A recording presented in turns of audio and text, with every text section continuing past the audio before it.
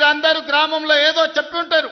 ఎన్నికలకు పోయినప్పుడు ప్రభుత్వం నుంచి వచ్చే నిధులు మీకు సరిపోకపోవచ్చు, లేదా మీరు ఏదైనా ప్రత్యేక మాట ఇస్తే ఆ మాట నిలబెట్టుకోవాలంటే మీకు కష్టం అవుతుండొచ్చు. అందుకే సర్పంచుల గౌరవం నిలబెట్టడానికి, గ్రామంలో మీ మర్యాద పెంచడానికి చిన్న గ్రామ సర్పంచులకు 5 లక్షలు, పెద్ద గ్రామ సర్పంచులకు 10 లక్షల రూపాయలు స్పెషల్ డెవలప్మెంట్ ఫండ్ నుంచి ఎమ్మెల్యేలకు సంబంధం లేకుండా, ఎంపీలకు సంబంధం లేకుండా, మంత్రులకు సంబంధం లేకుండా ప్రత్యక్షంగా ముఖ్యమంత్రి నుంచి సర్పంచులకు నిధులు పంపించే బాధ్యత నేను తీసుకుంటా.